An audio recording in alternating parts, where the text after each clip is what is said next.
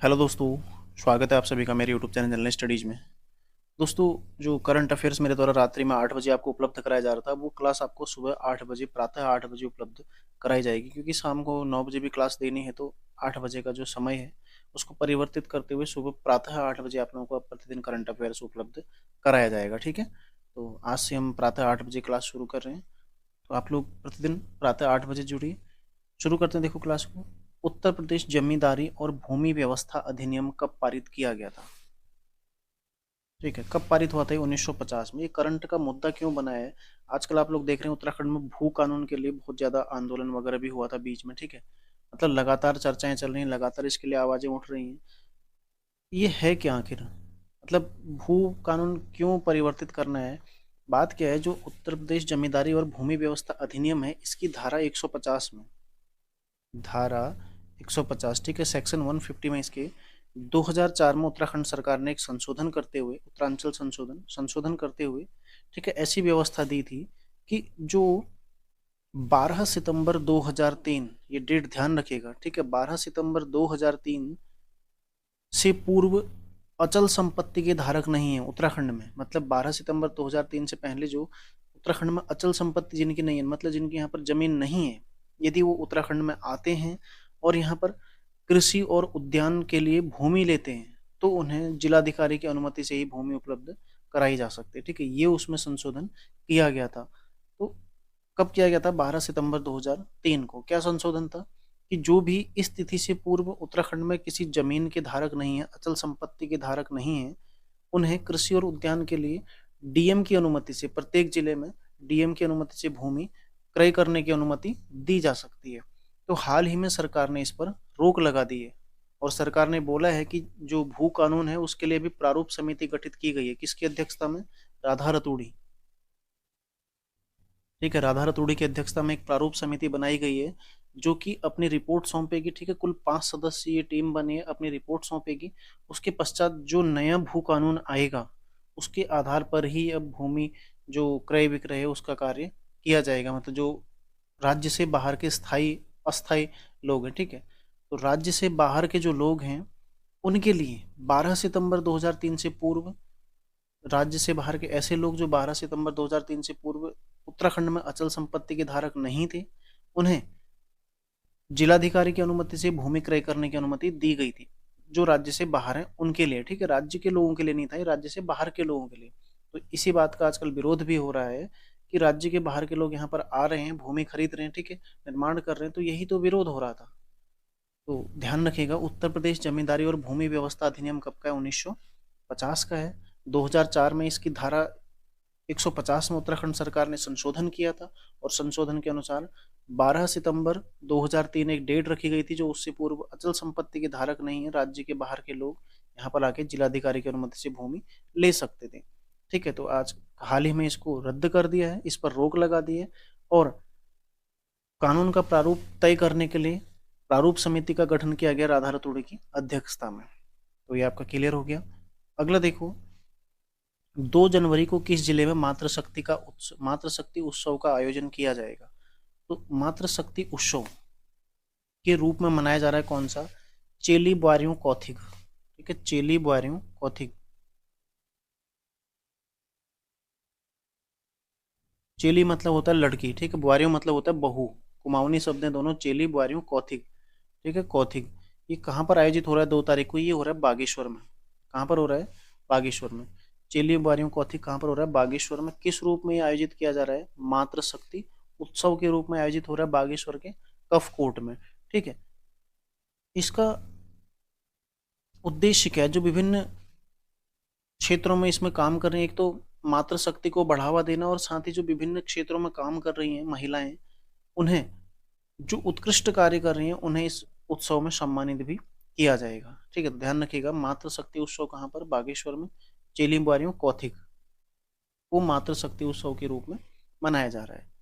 अगला है, देखो अगला सवाल है, देश का पहला पनडुब्बी पर्यटन कहाँ विकसित होगा? देश का पहला पनडुब्बी पर्यटन कहाँ विकसित होगा? सही आंसर है द्वारका। ठीक है, गुजरात के द्वारका में।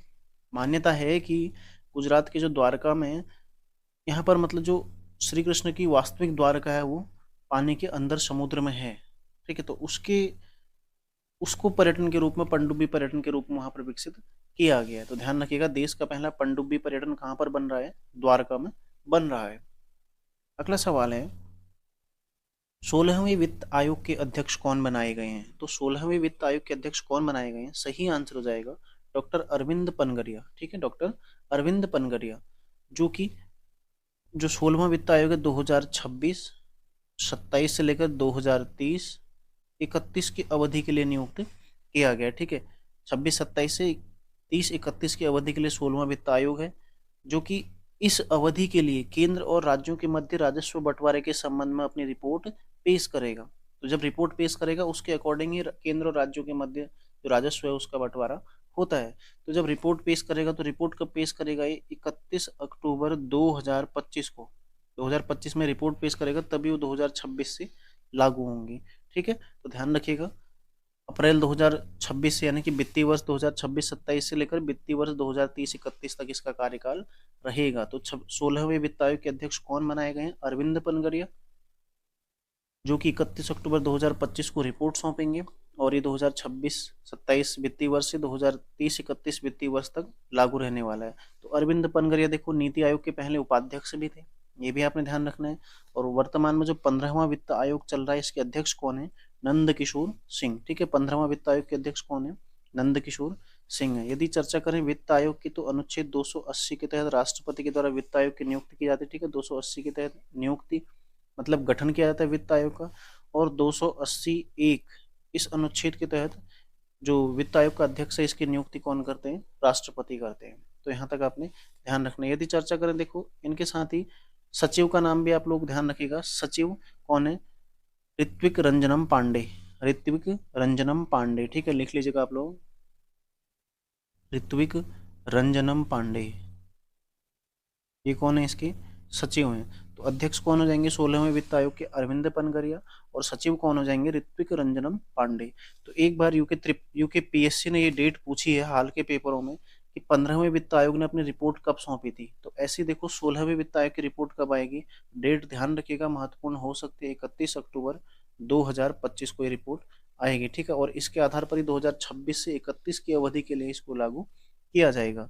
अगला सवाल है देखो आज का, हाल ही में किस देश ने ब्रिक्स में शामिल न होने की घोषणा की है? आप सभी जानते हैं कि जो ब्रिक्स का सम्मेलन हुआ था साउथ अफ्रीका में 2023 में, वहां पर कुल 6 देशों ने ब्रिक्स में शामिल होने की घोषणा की थी, जिसमें कौन कौन थे? मिस्र था, इथियोपिया था, यूएई, ईरान, सऊदी अरब और अर्जेंटीना। ठीक है, तो हाल ही में देखो अर्जेंटीना में चुनाव हुए, वहां पर नए राष्ट्रपति चुने गए।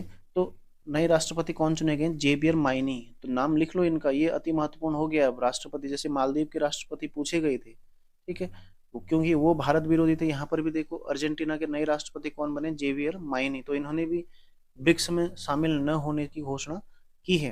हालांकि 1 जनवरी 2024 से इन्हें शामिल होना था, लेकिन ये शामिल होने से इन्होंने इनकार कर दिया। ठीक है, तो अर्जेंटीना देश है जिसने ब्रिक्स से अलग होने की घोषणा की, मतलब शामिल ही नहीं हुआ, अलग क्या, शामिल होने की घोषणा, शामिल न होने की उन्होंने घोषणा कर दी है।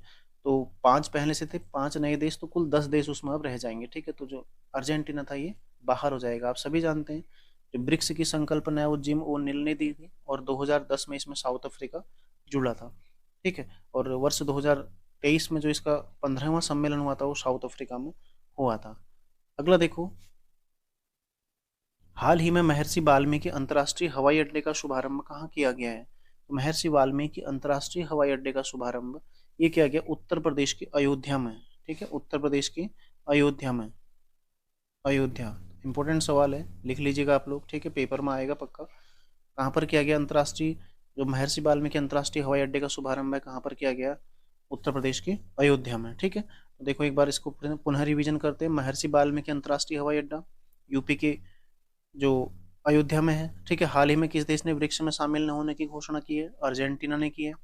16वें वित्त आयोग के अध्यक्ष कौन बनाए गए हैं? अरविंद पनगरिया, जो कि रिपोर्ट सौंपेंगे कब? ये सौंपेंगे 31 अक्टूबर 2025 को। देश का पहला पनडुब्बी पर्यटन द्वारका में विकसित किया जाएगा। 2 जनवरी को किस जिले में मातृशक्ति उत्सव ये है? बागेश्वर में। ठीक है, चिली बुआरियों कौथिग बागेश्वर के कपकोट में इसका आयोजन हो रहा है। और उत्तर प्रदेश जमींदारी और भूमि व्यवस्था अधिनियम कब पारित किया गया था? ये था देखो 1950 का। ठीक है, तो आज के करंट अफेयर्स में इतना ही है, मिलते हैं नेक्स्ट क्लास में। कल से प्रातः 8 बजे आप लोगों को करंट अफेयर्स उपलब्ध रहेगा। ठीक है, धन्यवाद।